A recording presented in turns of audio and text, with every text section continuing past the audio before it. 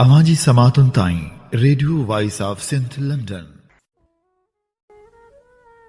जीअं तव्हीं ॼाणो था त असीं radio voice of Sindh London तां अवां जी ख़िदमत में उहे प्रोग्राम पेश कंदा आहियूं जिन में सचाई जा सॾ हूंदा आहिनि।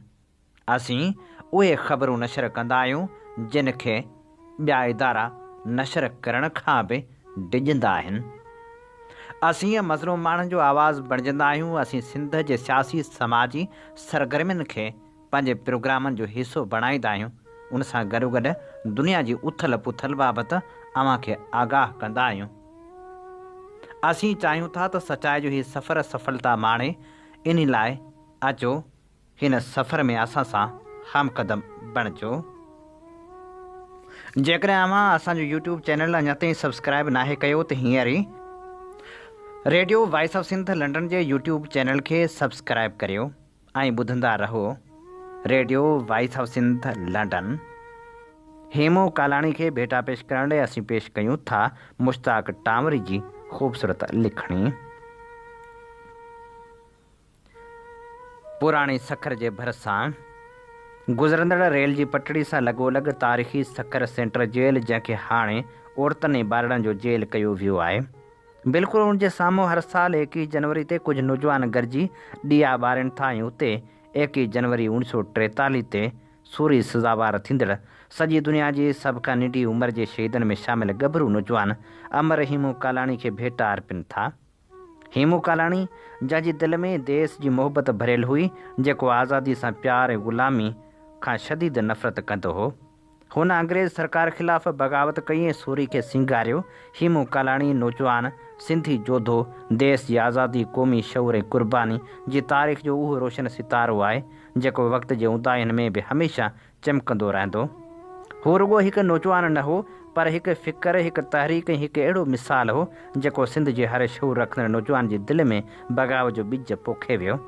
संदसि ज़िंदगीअ जे मुदे जो दाइरो निंढो हो, पर संदसि सोच, जुरत ऐं क़ुर्बानी जो दाइरो एतिरो वसी आहे जो सदियुनि ताईं ज़िंदा रहंदो।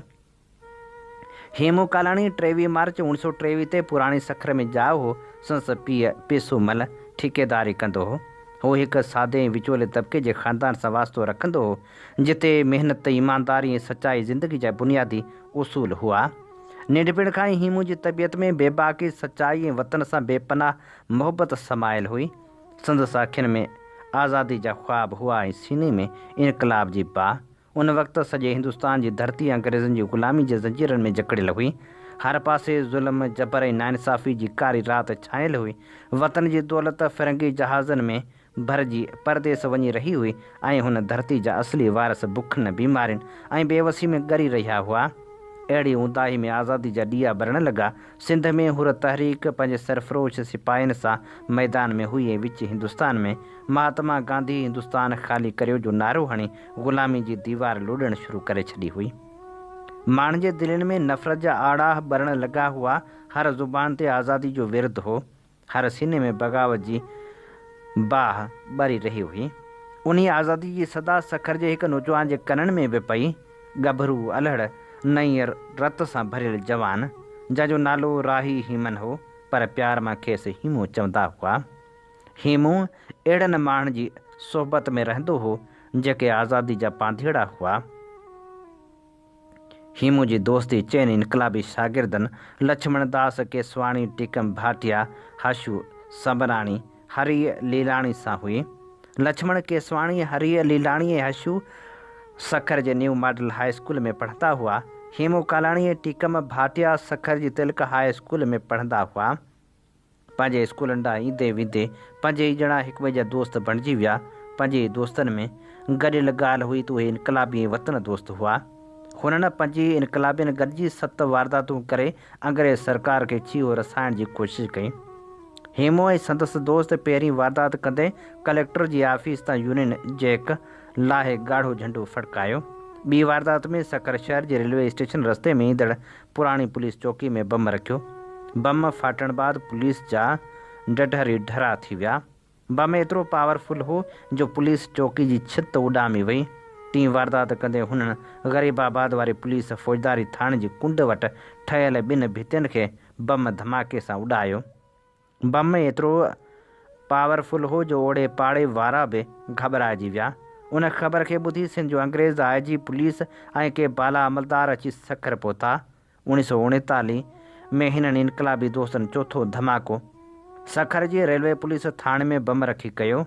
पंजी वारदात कंदे मई 1939 में बंदर रोड ॾांहुं वेंदड़ रस्ते ते ठहियल पुलिस घाट में बम रखियो, जंहिंजे धमाके सां छिति उॾामी वई।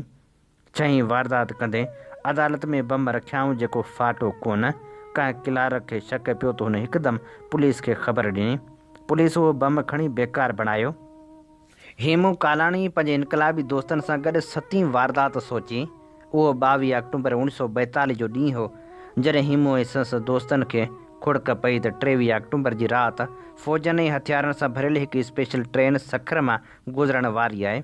हेमू खे ॼाण हुई त उहो गोला बारूद ऐं उन्हीअ रेल गाॾी में सवार फ़ौजी आज़ादी जे मतवालनि लाइ अताब ऐं कहर साबित थींदा, जंहिं करे हुन ई साथियुनि उन रेल गाॾी खे किराइण जो मनसूबो रिथियो।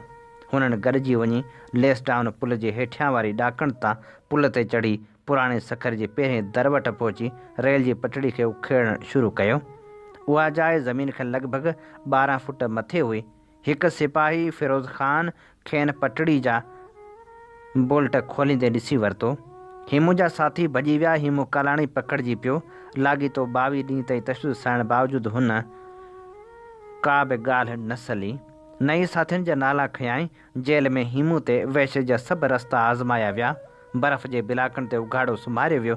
फटका हया विया। ततल सीखनि सां ॾंभ ॾिना विया, पर हुनजी ज़ुबान त न आह निकिती न फ़रियाद। संदसि हौसलो जबल वांगुरु अटल रहियो। संदसि कोर्ट मार्शल थियो, जंहिंमें बयान दौरान चयाई त हुन अकेले इहो कमु कयो आहे ऐं साणुसि ॿियो को बि साथी कोन हो। रेलवे लाइन खे उन लाइ उखेड़ ते चाहियाई त जीअं उन में सवार फ़िरंगी नाज़ थी वञनि, पर संदसि बदकिस्मती जो नाकाम थियो। हे लफ़्ज़ संदसि जुरत ऐं हिमत जो ऐलान हुआ। 3 महीना केस हलियो ऐं आख़िरकार खेसि फांसी जी सज़ा ॿुधाई वई। वकील पीरज़ादे अब्दुल सत्तार संदसि मामे खे मोकिलियो त माफ़ी नामे ते सही कराए अचे त शायदि संदसि जान बची वञे, पर हेमू जो जवाबु तारीख़ जो हिसो बणिजी वियो त फांसी जो डपु काइरनि खे थींदो आहे, जेके पंहिंजो ज़मीर चांदी जे चंद सिकनि ते विकिणी छॾींदा आहिनि। मूंखे पंहिंजे कए ते फ़ख़ुरु आहे। जहिड़ो रहियसि त अहिड़ा ॾोह वरी कंदुसि। फ़र्ंगियुनि खां माफ़ी घुरण खां धरती लाइ मौत 1000 दर्जा बहितर आहे। जॾहिं हेमू जी माउ आई ऐं खेसि माफ़ी वठणु चयाईं त हेमू वराणियो त तूं मुंहिंजी माउ आहीं, पर मुंहिंजी हिकु ॿी माउ बि आहे। हिन निंढे खंड जी धरती, मां उन धरती तां सदको थो थियां, दुआ कजांइ। जेल में बि हेमू जे चहिरे ते मुर्क रहंदी हुई।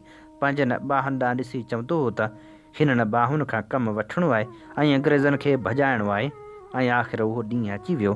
21 जनवरी 1943 जी सुबुह हुन सूरी खे चुमी ॾिनी ऐं आज़ादी जी हूर ते सिर क़ुर्बान कयो। उन वक़्तु संदसि जमार 20 साल हुई। हेमू कालाणी पंहिंजी उमिरि जे हिसाब सां अञा निढो हो जॾहिं खेसि फांसी ॾिनी वई। सचुपचु त हेमू कालाणी सिंधियुनि जी तारीख़ जो फ़ख़्रु जोॻो उत्साहींदड़ ऐं अज़ीम किरदारु आहे। अहिड़ी सुरिहाई ऐं साबित क़दमी जो मिसाल शायदि दुनिया में न मिली सघे, जो हिकु गभरू नौजवान तख़्त दार ते फ़ाइ जे फंदे खे चुमी मौत क़बूल कयो हुजे। सिंध जे मौजूदा निसाबी किताबनि में हेमू कालाणी जे ज़िक्र खां लवायो वियो आहे। सिंध जे नौजवान नसल खे गुमराह करण लाइ हथ ठोकिया सुरमा ऐं सूर्य ठाहे पेश कया विया आहिनि।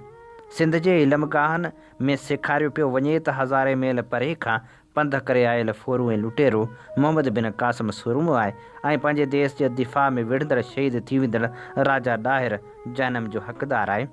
हेमू सिर्फ़ु हिकु नौजवान न हो, हू तारीख़ जो अमर किरदारु हो। अहिड़ी सुरिहाई, अहिड़ी साबित क़दमी ऐं अहिड़ी सरफ़रोशी विरले मिलंदी। जीअं अमीन खोसे चयो आहे त हेमू जो मौत हिकु बहादुर जो मौत आहे, जेको मेटिजण ऐं मिसारजण जो न आहे। हेमू अॼु बि ज़िंदा आहे, हर उन दिलि में जेका वतन लाइ धड़कंदी आहे। हीअ असीं भेटा पेश करे रहिया हुआसीं अमर शहीद हेमू कालाणी खे। अवां जी समातुनि ताईं रेडियो वॉइस ऑफ सिंध